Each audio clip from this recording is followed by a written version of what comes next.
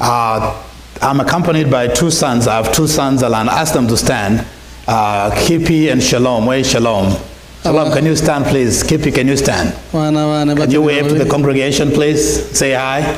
Good. So again, thank you. You can sit down. Those are my two sons, and I'm glad that they can join me and be a part of this congregation today.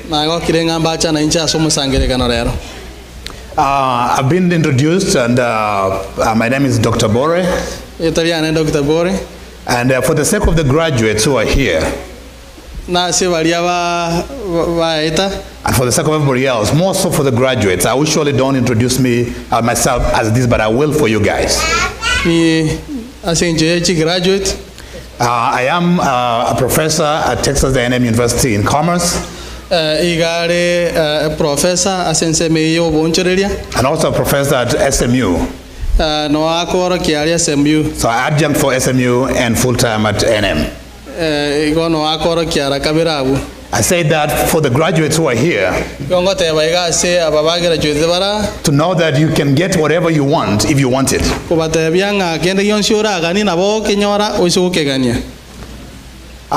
Since our time is running, we'll shorten our, since we have the translator again, that means he needs the same time. So we'll go from there. We'll try and work it out. Let me say one more thing before we continue. Looking at this side of the building, or this side of my hand, I don't know if you have thought through this as a church. But look at the number of kids you have. When I look at this number of kids, my mind goes 25 years or 20 years from now. Where will these kids be in 20 years? Where they will be is determined by what we do in this church and in our homes. The life of these guys will be made up in this church and their home. So I want to ask you that you think very carefully what you are doing for these guys. Like the seeds in a fruit. We can count the seeds in a fruit, but we cannot count the fruits in a seed. We don't know how many fruits will come from a seed. These are seeds. We don't know how many fruits will come from here. The number of fruits that will come from here depends on what we do as a church. So Pastor Mwebi and the team, if you have to put your resources anywhere, put your resources here. I want to challenge you, like Obama said before, that we have not inherited America for ourselves. We have borrowed it from these guys. So the question is, how do we take care of the opportunities that these guys may get it? I'll invite you to pray as we begin the sermon. Eternal Father, we again come before you this afternoon. We want to invite your presence to be with us as we look at the different topics that we have for this afternoon. May you bless us. In Jesus' name, amen. Amen. My title of the sermon is Now. I want to look at what does now mean for us. Where does our success lie? Many people may think that perhaps our success lies in the future. I want to examine the power that we have in the now. I don't know if you have thought for a moment the power that we have in the now. So I want you to examine with me the topic very briefly of now. Many times we don't have a problem with the past. When Lazarus had died, if you can go with me to John 11:24. When Lazarus had died and Jesus was not there, and Mary and Magdalene said, if only Jesus was here, Lazarus would not have died. And if you remember the story, you can read through on John 11:24. When Jesus told, that should have been Martha, when Jesus told her that, when she told Jesus that Lazarus had died. And Jesus said, he will wake up again. What did Martha say? She said, I know he will wake up again in resurrection day. Because she could not see the now that she was standing in. And she was standing with resurrection himself. Jesus Christ, who is resurrection himself. And she said, I don't have a problem with the resurrection. I know he will resurrect. But Jesus was telling her, I am the resurrection. She missed the power of that moment. And the power of that moment was that resurrection was right there with her. And when Christ resurrected Lazarus, she realized that Christ was not talking about the coming resurrection. That Christ was talking about right that moment. So she understood that when Christ is in the house, the power of right now is present.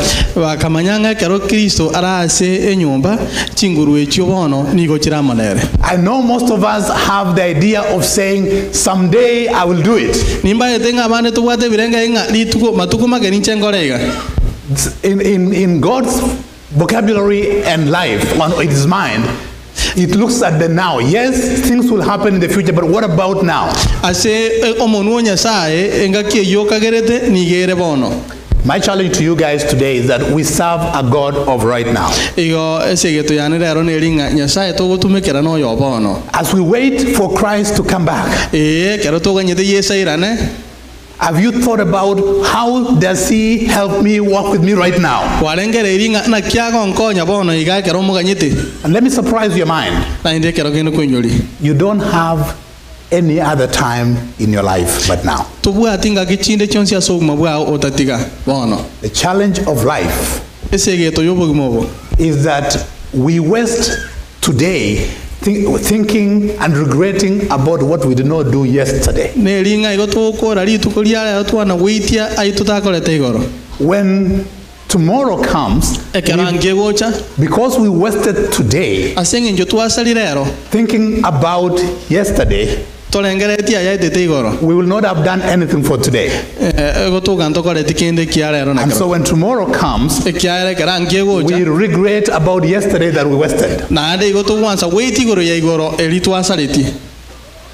So you don't have any other time. There's only one time in your life. Right now. You don't have any other time. So let me challenge the graduates. You're graduating today. What do you want to do today? What is it that you want to do today? Let me challenge those of you who've come for this country for the last 10, 20 years. And all the time you're saying, I will go to school someday. You don't have a time called someday. Your only have one time now. Do it now. When you leave this place, put down your priorities and say, what am I going to do now? If there is someone that you wanted to tell them that you love them, don't wait until tomorrow. Tell them today that you love them, because you have only one time in your life, which is now. And if you think that someday will come, that day will always be there, someday will always be there. What do you do with your time, which is right now? I want to challenge you that we serve a God of now. Graduates, there's not tomorrow to go back to school. Continue right now. If you wait, you will not do it. So, what is it that you've wanted to do? Do it now. Number two, let me look at time. As we look at time, it's interesting when we look at what time means to us. The now that we have is experienced through the membrane of time and space. I don't know if you'll translate that. In other words, it's how we do with our time. Have you wondered about that we all get 24 hours a day? God is so generous. Nobody gets more time than anybody else. But look at the results that we have. Very different results. Why? Because of time. Many of us will admire this country and other countries around the world. Most times tunasema mzungu ako na akili. I'll change that for you. Mzungu knows how to take care of his time. Because he plans what to do. Let me surprise you. If somebody lived to be 65 years, they did a research. In those 65 years, he will have slept for 23 years.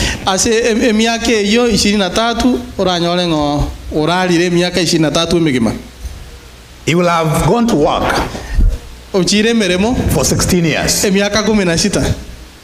He'll have watched TV for 8 years. Actually, that is more for those people who have WhatsApp and always on their phone. So it's more than 8.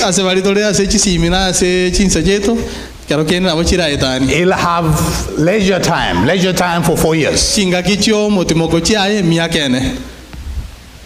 He'll have been sick for 4 years too. The time that he's sick will be 4 years. He'll have been dressing when you dress up and wake up in the morning for 2 years. And this is sad. He'll have been praying for only 1 year. In 65 years. Why? Because when we're praying, we just pray for 10 seconds, 15 seconds, right? I want you to look at that in your mind. What do I do with my time? What is my time looking like? I want to challenge you today as you sit here, especially for graduates.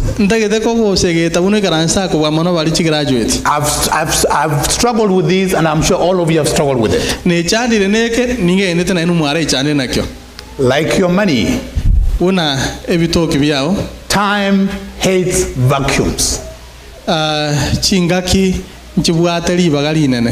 You have to tell your time what to do. Graduates, how do you tell your time what to do? Let me ask this as a question. How many of us follow a planner every day? Pastor Mwebi, we're church, so if anybody lies, we'll take care of them next time we have communion. Who follows a planner every day? Thank you.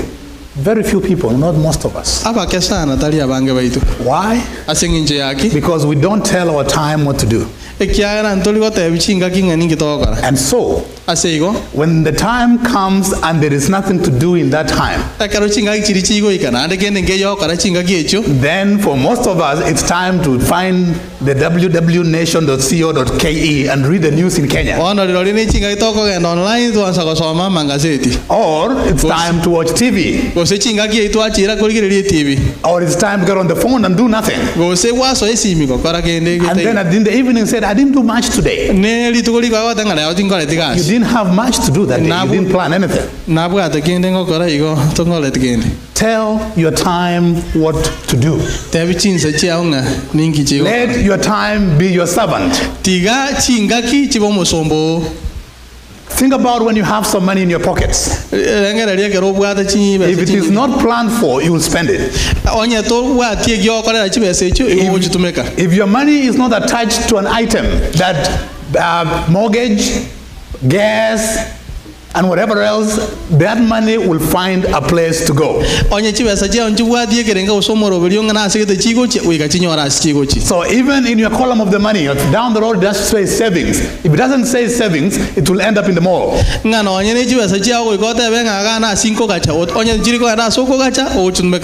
What am I saying? I'm saying in your now, think through your time. When my time comes to an end, what will I have done with my time at the end of that?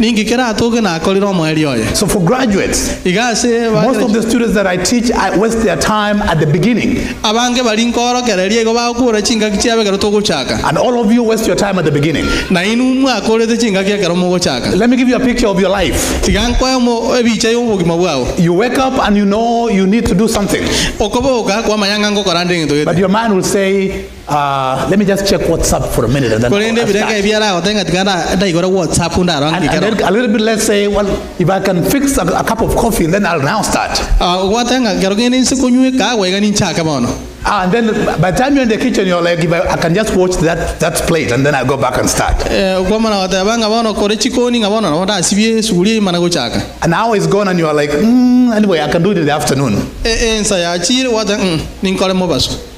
And that thing will not be done. It will be done maybe next week when the timeline comes. Let me help your mind. You have a powerful about 15-20 minutes when you begin an event. That is the time you want to quit. If you can control yourself for about 30 minutes, you will finish the activity. The 30 minutes at the beginning is the biggest time that you are wasting, and that's the time you give excuses to yourself. You distract yourself. And that's the time your mind says, oh, by the way, you were supposed to call so-and-so, check to see if he's there. Does that happen to anybody here? Yes. You have a very small window in your mind to make sure you start what you're doing and start it right. So my point to you is that tell your time what to do. What am I saying for all of us? I'm asking you that at the end of the day, let your last activity of the day be the sitting down somewhere. And you ask your mind, what will I do with tomorrow? Tell your time that this guy is waking up at 6 in the morning. Tell your time from 6 to maybe 7 is doing whatever duties in the house and maybe praying and then having breakfast at 7. Tell your time that from 7 o'clock to maybe 8 or 9, I'm doing this. Try that and be truthful to it, and you'll let me know if life has not changed for you. Why? Because you are following time. Students, when you get to continue, because you have to continue, you don't have a choice. When you continue, plan your time. Make sure that your calendar says, or your schedule says, I'm doing this, I'm doing that, I'm doing the other. And for the students who are continuing, and all of us, I'm glad that we have one older guy that was graduating. I want to see all these older people you're graduating. And many times we say we cannot go to school because it's expensive. If you think education is expensive, try ignorance. You think education is expensive, try ignorance. Ignorance will burn a house because it doesn't know how to turn on a gas cooker. Ignorance will drive on the right side when everybody is driving on the left side. Ignorance will spend all the money forgetting that the paycheck is coming in a week.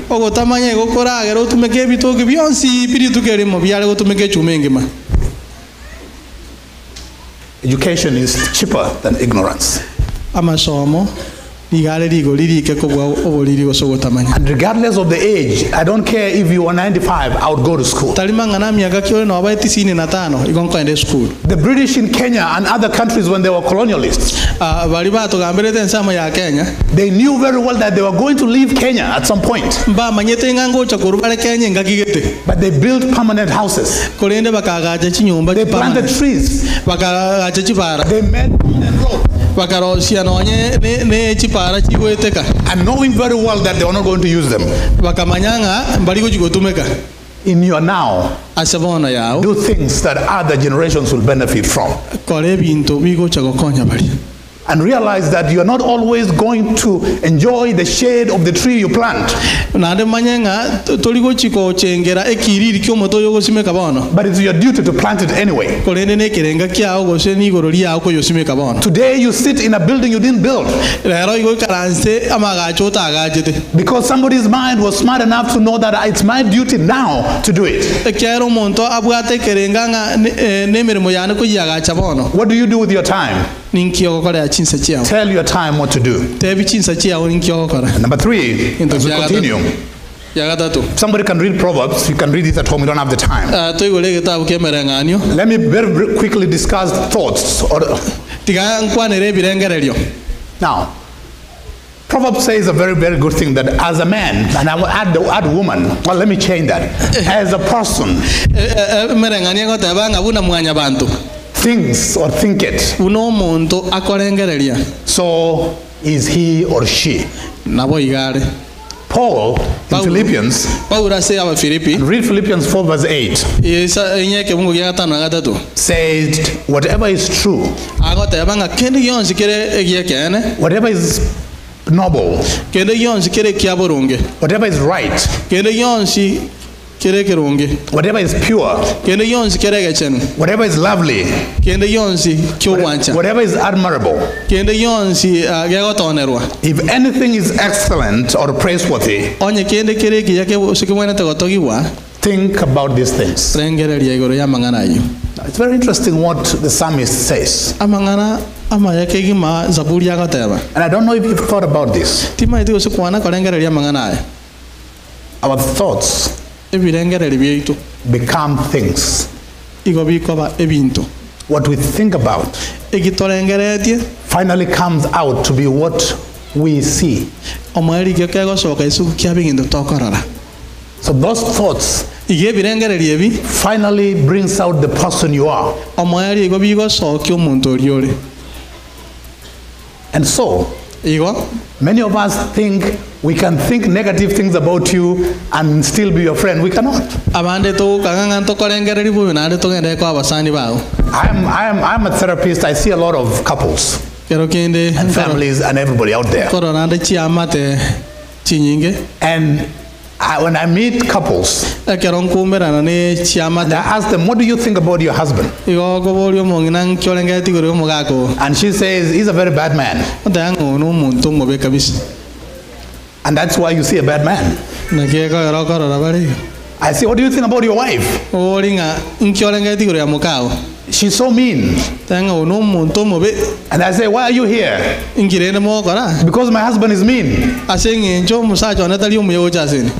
What we think about finally becomes what we see. Before anything happens to you, it starts in your mind. That's why Paul was very careful and thought about and said, think about pure and excellent and praiseworthy things. You can cheat everybody else except one person, yourself.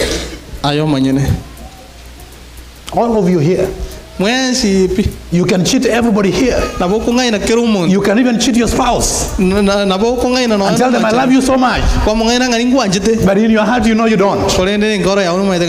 You can cheat anybody else but yourself.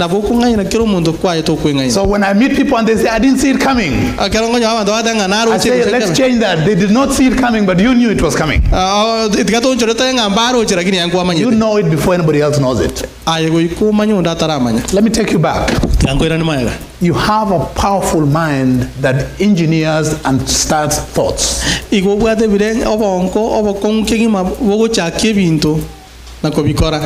about good things. When? Tomorrow? When?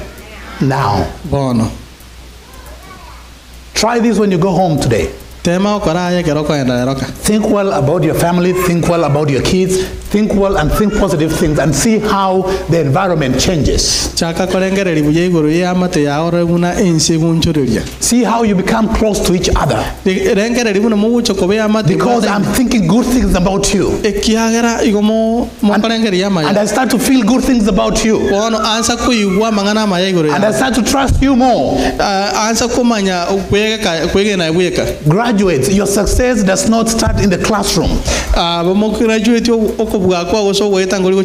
It starts in your mind. Think very well and say, what do I want? Trust yourself that you're a smart person, you're a smart girl, a smart boy. There are older people who I said, I don't care what people will say, I will do it. Your thoughts will navigate or help you go to where you're going. A young man was jumping what we used to call vault, the one we jumped in Kenya. Remember when we would jump those things, the hurdles? And he came very close to it and he was trying to spring and jump over. And he said, no, I cannot do it. He said, that is too high for me. His coach told him this. Said, let your thoughts jump over and your body will follow. Let your thoughts think of what you want, and God will give you the power to get those things that you want.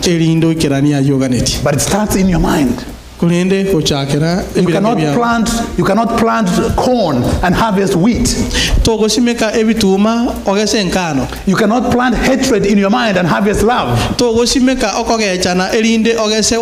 Plant love in your thoughts and love will be seen. Plant success in your minds and success will come after you. As we continue, let me look at a very interesting thing before we finish. I'll cut some things out. Let me look at our feelings. And let me look at Psalms 46 verse 10. It says, be still and know that I'm God. Now, Who plays the piano here? Oh, you play the piano. Anybody else plays the piano? Good. Some people play the piano. Where is the music made in the piano? On the notes, right? Where in the notes? In the notes, he knows that because he's a pianist. In the notes of the piano, there is a space between the notes. That is where the music is made. When you see a barbed wire, you know wires at home. Singenge this way and this way. Between the space of the singenges, that is where the animal is trapped from going through. It's not in the singenge itself. It's the space between the singenges that the animal is trapped. Where do things happen in your mind? It's the peace in your mind. When we are not peaceful, nothing happens. A very good writer, I'll quote him real quick. His name is David Hawkins. He measured the energy levels. In other words, he took every feeling and measured the feeling. How strong is this feeling? Between 0 and 1,000. 1,000 was the highest. This is what he found. Shame. The feeling of shame was 20 out of 1,000. The feeling of guilt was 30 over 1,000. The feeling of grief when you've lost somebody was 75 over 1,000. The feeling of fear was 100. The feeling of anger was 150. The feeling of courage was 200. The feeling of love was 500. Peace 600. Divine grace, divine love. He was not a Christian, but he found divine love at 1,000. Let me break this for us so that we don't worry about those numbers. You are stronger when you are entertaining the good feelings of love, forgiveness, courage. You are weaker when we are entertaining the lower feelings of anger, hatred, guilt, and all those other feelings. Now I'll digress here for a minute.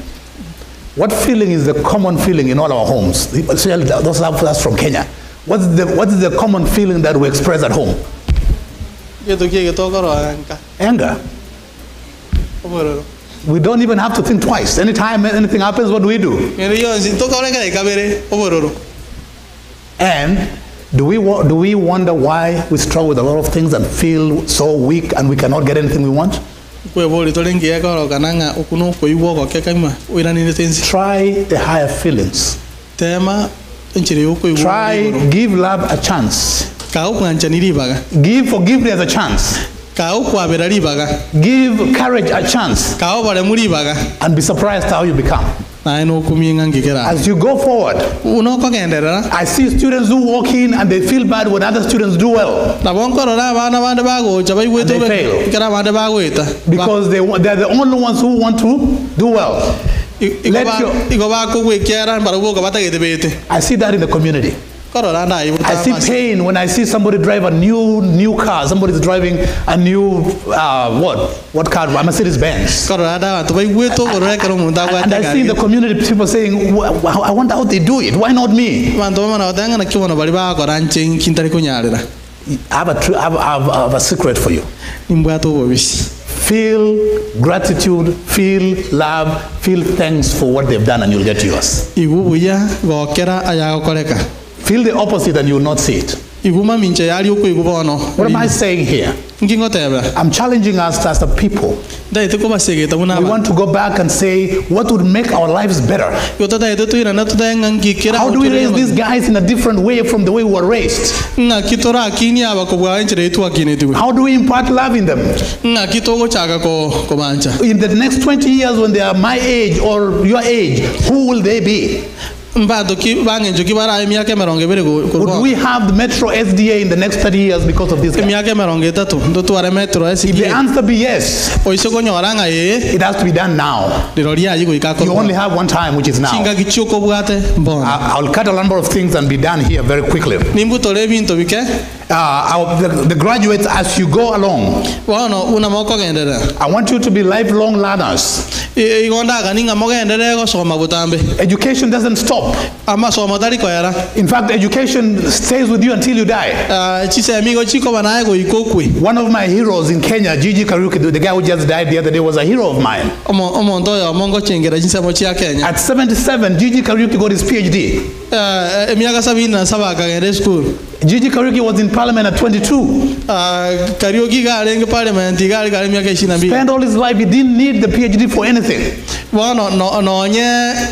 But he realized that I have to be a lifelong learner. And that's why I challenge our parents as well who are here. Do something when you're here.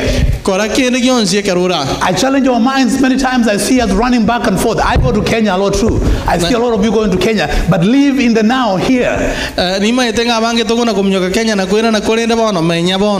If you are 42 today or 40, even if you are going back to Kenya when you are 65, you will not have another 40-year-old to live in Kenya. The chance comes only once. Your 40-year-old comes only once. Invest in Kenya. Yes, I don't have a problem with that. But you live your life fully now here where you are today. You will not live this day anywhere else in the world but here right now. So live it to the fullest. Be the best you can be today. Get what you want today. Otherwise, you will never be in Kenya and not be in the US. You'll be somewhere in between in your mind. Most of us go to bed in the US physically. We go to bed in the US physically, but we spend the night in Kisii. And in the morning we make our way back and wake up here. And we are so tired because you spend the night somewhere else. Be careful what you want. Live your life now. You only have one time now. You don't have two times. Let your day at the end of the day say, what did my time give me? And as we do that, I'm reminded of a guy called Alvin Toffler. He says, the illiterate of the 21st century will not be those who cannot read and write, but those who cannot learn, unlearn, and relearn. Say that again. In the 20th century, the UN bodies measured illiteracy based on those who could read and write. In this century, it is those who cannot learn, who cannot unlearn what they've learned, and relearn again. Boy, that defines who we are as immigrants. We don't want to learn a new way of running our families in the US. We want to stay with the way we knew how. And we fight forever. Because the software that we have was done in Kenya in 1950. The new computer here cannot read it. And you wanted to read it. And every time it just prints error. Until we learn to unlearn what we've learned and relearn afresh. So learning is a lifelong journey. When challenges happen in the bushes, when the animals are in the zoo, it is not the strongest animal that survives. No. It is the animal that realizes things have changed, and therefore I have to change as well.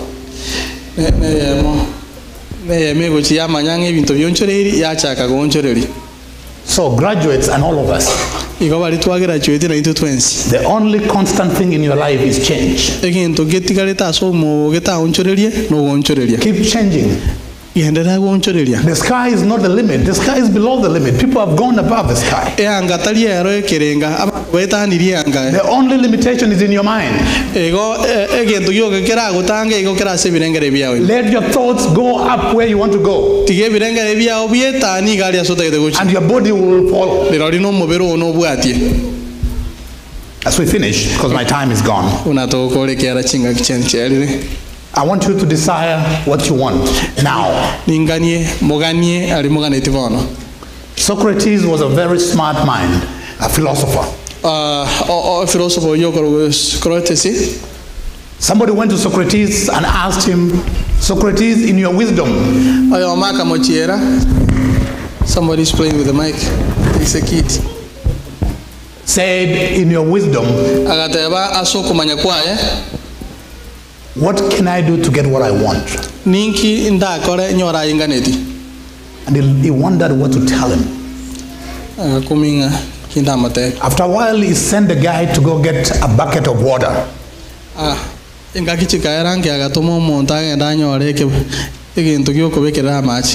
And when the guy came back, he put his head inside the bucket of water. The guy's head, not Socrates, but the guy's head inside the bucket of water. If I put your head inside water, what would happen? What would you do? Will you accept to die? What will you do? The guy tried to fight so hard and he held his head down, but he fought until he got his head out.